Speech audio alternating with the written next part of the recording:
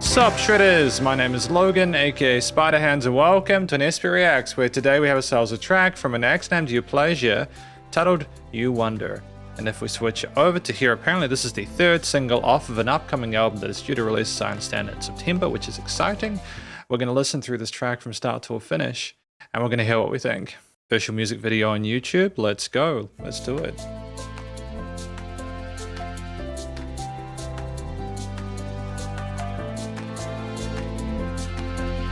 I like little flutters on the keys.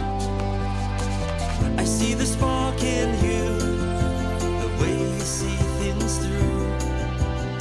I learn from you each day, in your own unique way. I see the questions rise, they're written in your eyes. Fair use of harmonies. A quiet search for more, a life beyond this door. Where will you go? Who will you be? How will you get there? That remains to be seen. What will you do in the moments in between? What lies ahead? You wonder, it's all in your head. You wonder, the steps you'll take, the mark you'll make. Oh, you wonder. I was kind of wondering if the vocals are a little bit dry in the mix, but then like I hear them with the double tracking and it makes sense I contextually. wonder too sometimes if I'm giving you the lines, the right words to prepare for a world that isn't fair. I wonder what you see when you look back at me. Did I show you how to try and find the strength to question why? Where will you go? Who will you be? How will you get there? That remains to be seen. Or what will you do in the moments in between? What lies ahead? You wonder. It's all in your head. You wonder. The steps you'll take, the mark you'll make. Oh, you wonder. Very trade-off to not lead.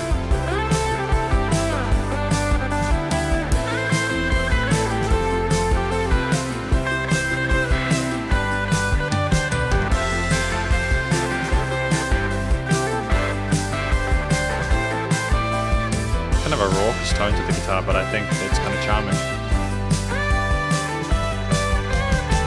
You're a wonder to me, your own destiny. You're a wonder to me, the story yet to be. Just know that you are enough. What lies ahead? You wonder. It's all in your head. You wonder. The steps you'll take, the mark you'll make. Oh, you wonder. Oh, you wonder. Euplasia's work. I hope I'm not mispronouncing that, but we're gonna talk about it more in the conclusion. Because welcome to the conclusion of my review of this track from an act named Euplasia titled You Wonder, the official music video. In this section, we're going to be talking about this track, providing an overall song analysis from vocals through to production, as well as any sort of applicable constructive critique, and then finally my general thoughts from a listener's perspective. But first of all, what do we think this track is about? I think that this track is from the perspective of a parent to a child, kind of looking at the experience of a kid growing up in this developmental formative years and looking at the possibilities, wondering of their imagination, the potential they see for the future and what's possible, and just the kind of the bond that they have working things out together. I think that that's a beautiful thing. It's a really lovely thing to write a song about. I feel like there'll be an audience of people who can kind of relate to this potentially as parents themselves, or people who want kids, or maybe even like younger people who are still kind of figuring out the world and can kind of relate to it on a certain level. It's really just wholesome music. I think the vocals are done well within this track. We're very comfortable within our head and chest voice, you know, we're sort of like comfortable and confident with our melodies there. We're very kind of earnest in our approach to things across the board with the voicing of elements there. The expression seems appropriate. It's very kind and gentle there. We kind of call out occasionally there for a bit more extra kind of oomph in some of the chorus sections and stuff like that. But ultimately, I think it's more sort of conversational. It's like we're curious more than anything else. I think the backing vocals we have at certain parts where we sort of harmonize and sort of like major and minor triads there are really effective there. There's a wonderful glow to the piece, and I like how we reinforce the stereo field with those vocal takes on the sides as well. It's really well thought out and considered. I'm glad we don't have harmonized vocals the entire time, but I'm also glad that the track is structured in a way where we don't overstay our welcome with those and they remain impactful. Structurally, this track has different verse and chorus sections, and it has like a guitar solo part and various sort of instrumental breaks as well. There's a lot to appreciate. You have so much like off the bat though. Like if we go back to the beginning of it, we have the kind of claps on the second and fourth beats. We have the kind of legato bram kind of approach to the keys there, working with those sort of arpeggiated kind of major chords. And we have like a kind of sort of a motif on the piano that's kind of repeated or sort of looped upon there with the strings resonating in the mid-range there, a sort of a touch of romanticism there, and making it seem a little more sort of like pretty sounding, I suppose. This nice sort of warm glow in the ether.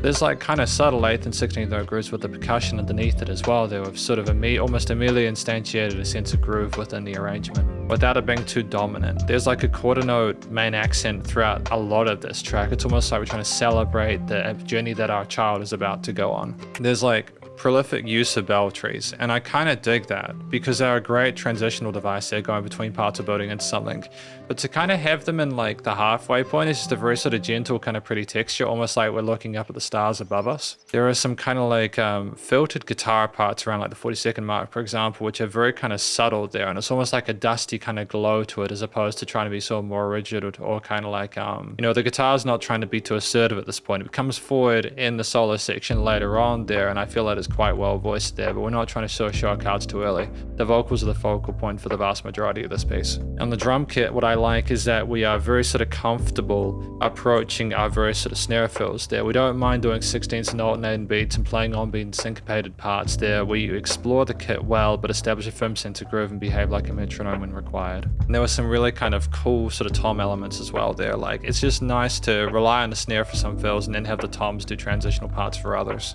And the call and response is what the oh, you wonder. Like it's just great to have the backing vocals kind of call and respond to the vocals in those chorus parts. It's just like a nice sort of like low, like you're not asking too much of the listener. They can kind of like nod their head and kind of sing along with that if they want to there, you know. In fact, I'm realizing it's kind of like verse, bridge, chorus for a lot of it, isn't it? We have several of those loops there, and it's just a really satisfying feedback loop there. You kind of know we've got that gradual kind of build from the context of the storytelling through to the passage, you know, like the ritual of the hook. And, you know, it helps to sort of balance out the 3-minute 40 piece there with you know, if we relied on just two parts, I think it would have been a bit long, you know, a little bit too little for 3 minutes 40. So I feel like we flashed things out well. And the strings, they don't always play the long notes or the whole notes. Sometimes they go bum, bum, bum, bum, bum, bum, bum, bum, bum. They're kind of jumping around with a similar sort of like rhythmic intensity to some of the drum parts there. It's nice to have that rhythmic unison sort of between certain elements there as we explore the frequency spectrum as well as the stereo field. When we get into that guitar solo section, it's a very kind of spicy tone to it. It's kind of fuzzy. It's not trying to be too sharp or anything like that. It's well metered and it has almost a sort of nostalgic tone to it. And I think what it's trying to do is showcase a kind of sleepy hope for the wonderment of the child in this part. You know, we play our majors and minors. We don't go through too many chromatics or anything like that. We're not trying to be too sort of like polarizing with that stuff. But when we go up into our range there, we're very sort of like careful with the voicing of things, not to let sort of 2 notes stay on too long there, and we play our chords as well to fill in the space that we have with a lack of surrounding elements to allow room for that lead. I think I'm also hearing some keys as well. I don't know if I heard that at the start of there, just a bit more sort of like present when you don't have some other parts there, but I like a lot of these kind of string and key and guitar parts there are more so reinforcing the existing chord progressions that we have within each synth part of the structure.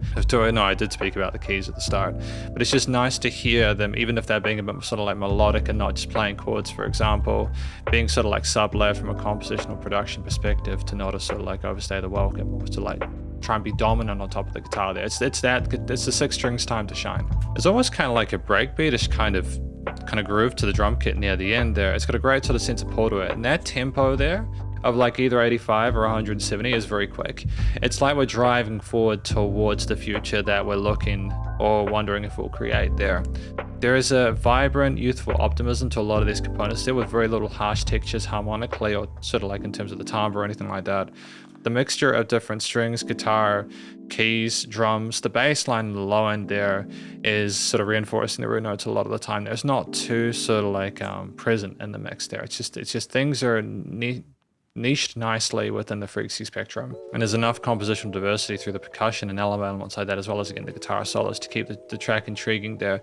They're very safe chord progressions, like it's one of the more popular kind of progressions we have on like the chorus section there, but we're trying to make a catchy kind of song that people will be able to sort of get lost in. I just feel like as long as you provide enough compositional performance diversity within it, it'll be enough, especially if it's kind of upbeat and kind of endearing, and it has a sort of emotional connection to the subject matter that we're discussing for the lyrics, and as long as the vocal performance is kind of appropriate for everything else, it usually makes sense. Not out of place with the performance in general. It's good.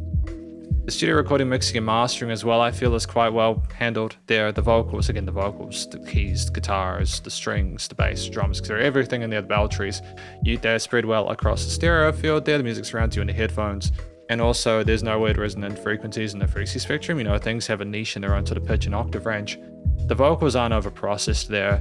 Initially, I was unsure if they were a little bit dry in the arrangement, but then I heard the double tracking and just understood that we didn't want to try and soak them too much, which is totally fine. There's dynamic range from a compositional perspective. It's quite a tight mix performance-wise, or production-wise, should I say.